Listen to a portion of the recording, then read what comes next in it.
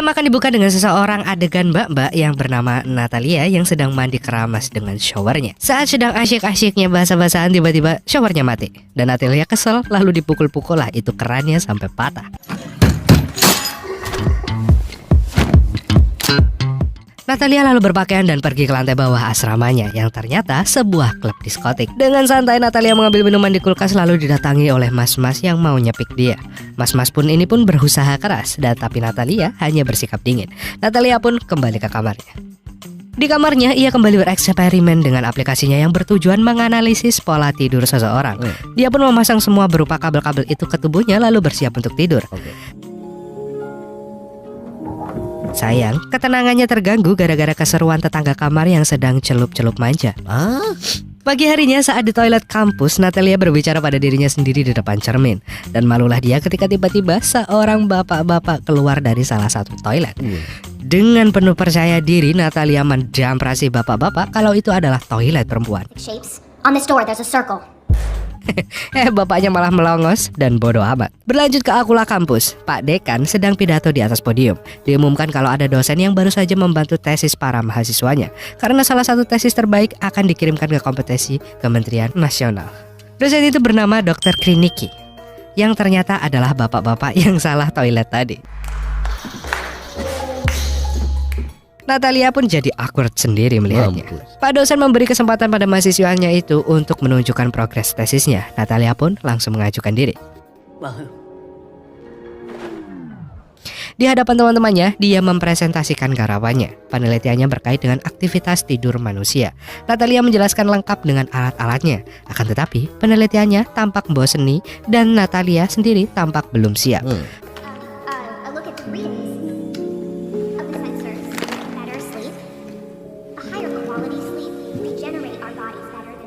Melihat situasi ini, Pak dosen segera mengambil alih dan memberikan kesempatan mahasiswa lain untuk presentasi. Rafal, saingannya Natalia pun mengajukan diri. Dia membuat sebuah gel rambut yang bisa berganti warna lewat aplikasi HP. Pak dosen pun terkesan dan termasuk saya. Working on an ionized hair gel that can change color. You've got my full attention. Selesai kelas, Natalia menemui dosen. Natalia merasa tesisnya paling layak untuk diajukan ke kompetisi. Dan Pak dosen mengatakan dirinya harus bijak memilih satu tesis brilian dan terbaik supaya harus bisa menang untuk kompetisi. Kalau tidak, Pak dosen akan dipecat. Natalia masih belum bisa menerima. Pak dosen sekali lagi menegaskan dia memerlukan proyek yang bisa memenuhi kebutuhan orang-orang. Natalia menanyakan solusi kepada Pak dosen tersebut, tapi Pak dosen juga nggak tahu. Pak dosen malah menyarankan Natalia untuk bergabung dengan tim lain. Natalia pun langsung marah dan putus asa dengan proyek yang ia kerjakan selama 3 tahun itu.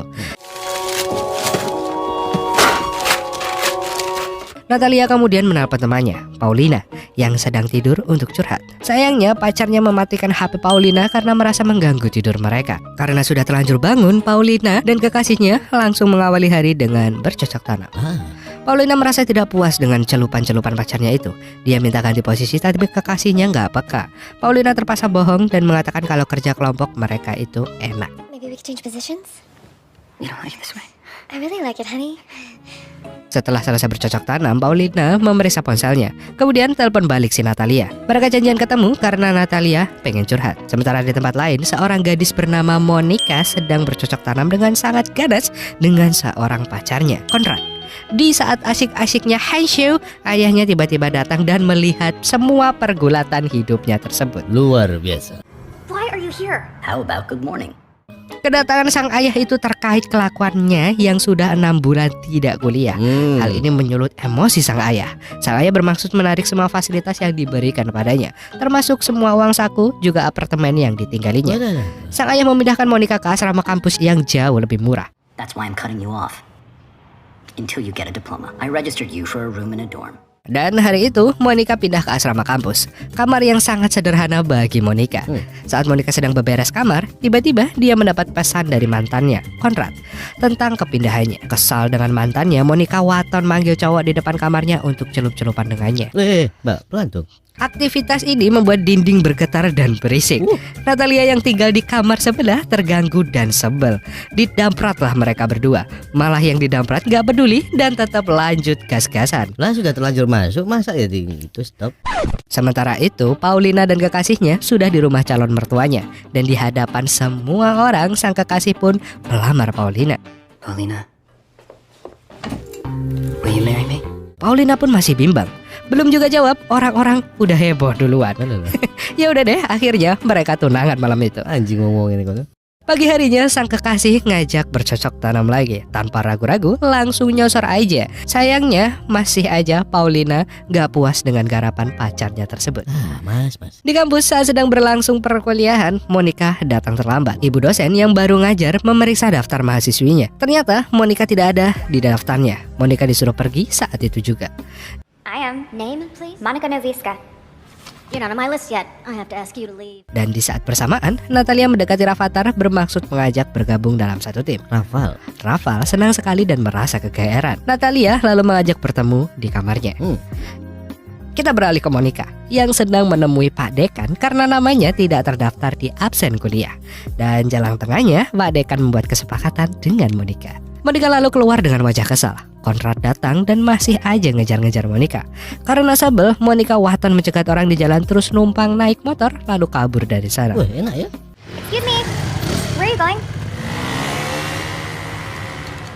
Di asrama, Monica membuka sebuah dating apps. Apa namanya?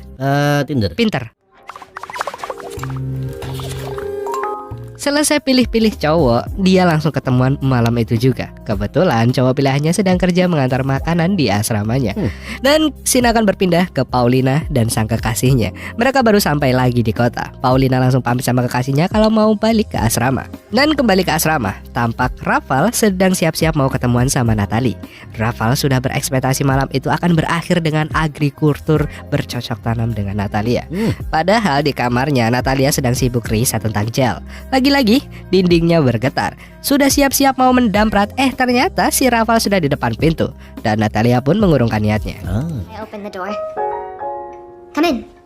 Dengan malu-malu kucing dan canggung, Rafael memberikan pohon kaktus kepada Natalia.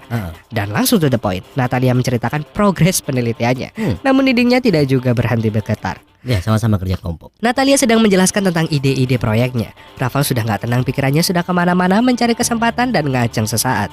Tiba saatnya Natalia duduk di ranjang dan Rafael pun langsung mencipoknya. Mas, saya. What are you doing? What's wrong? Natalia pun kaget dan gak terima. Ternyata Rafael salah duga. Natalia benar-benar ingin mengajaknya proyekan bareng. Tapi Rafael masih aja memaksa dan membuat Natalia jengkel dan mengusirnya. Rafael pun marah. Dia mengambil semua kertas berisi ide-ide Natalia. Di saat bersamaan ketika hendak keluar, Paulina dari luar membuka pintu dan terbenturlah si Rafael sampai pingsan. Mampus. Di kamar sebelah, Monica yang sedang asyik dengan cowok randomnya itu tiba-tiba didatangi mantannya. Monica pun bodo amat dan tetap lanjut gas-gasan. Kembali ke Natalia dan Paulina.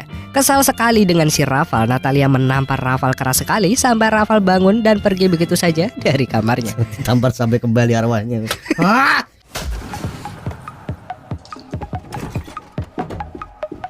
Di kamar sebelah, Konrad bersikeras akan membuka pintu kamar dan mendobraknya. Monica pun panik dan segera kabur. Meski bugil, Monica tetap nekat keluar dari jendela. Ya, pemandangan yang bagus. Monica berjalan keluar dari balkon untuk menyelamatkan diri. Tindakannya menarik perhatian penghuni asrama. Mereka segera merekam aksi Monica yang sedang itu.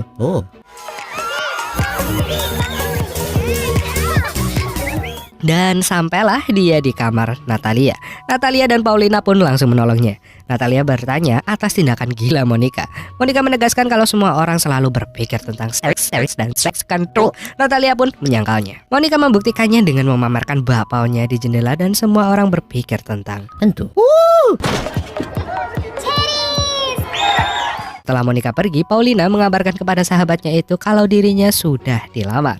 Takut dicurigai sama kekasihnya, Paulina pun pamit pulang. Assalamualaikum. Dia menegaskan kalau semua orang selalu memikirkan tentang bercocok tanam. Pada saat inilah Natalia mendapatkan ide untuk proyek tesisnya yang kemudian mantap ingin menggarap soal dunia percocok tanaman dan episode